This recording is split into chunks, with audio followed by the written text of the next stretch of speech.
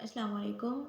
تو ریسنٹ نا میں ایک ویڈیو میرے سامنے آئی، میں اس کو دیکھ رہی تھی۔ یہ جو لاہور میں ایک لڑکی والا سانحہ ہوا کہ جس کو لوگ قتل کرنے کے لیے بازار میں اکٹھے ہو گئے، ایک عورت کو۔ پہلی بات تو دیکھیں کہ عورت کو اللہ تعالیٰ نے جنگ میں بھی مارنے کی اجازت نہیں دی، تم اس کو بازاروں میں لا کر مار رہے ہو یا مارو گے؟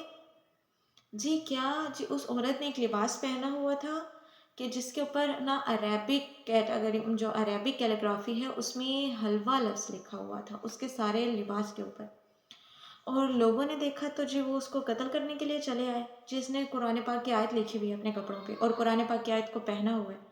معاذ اللہ، اللہ تعالیٰ اپنی کتاب کی اتنی حفاظت کر سکتے ہیں۔ اگر تم لوگوں کو یہ شک ہے نا کہ کوئی بھی اس کو اپنے بدن پہ لپیٹ لے گا، تو اللہ تعالیٰ اپنی کتاب کی اتنی حفاظت کر سکتے ہیں۔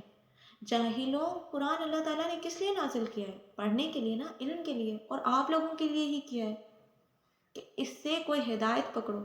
ہم جب تک اس کو پڑھیں گے نہیں، ہمیں سمجھ نہیں آئے گا، اس کا مطلب تو دور کی بات ہے یہی نہیں پتہ ہوگا کہ اس میں ہے کیا۔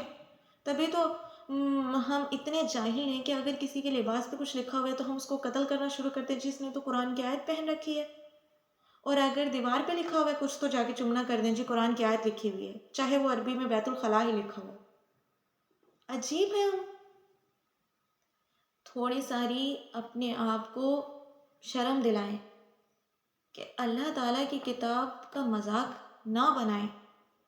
مجھے تو حیرت ہے کہ اگر 10 لوگ اس عورت کو قتل کرنے کے لیے آئے ہیں تو 200 تماشا دیکھنے کے لیے کھڑے تھے۔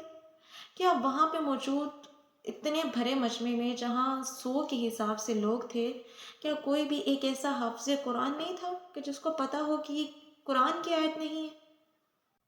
اور یہ کیسا دور آ گیا ہے کہ ہم لوگ اتنے جاہل ہو گئے ہیں۔ میں تو اس ویڈیو کو دیکھ کے نا ایک دفعہ تو حیران ہو گئی، پھر میں نے اس کو 2 3 بار دیکھی تو مجھے سمجھ آیا کہ یہ ہو کیا رہا ہے۔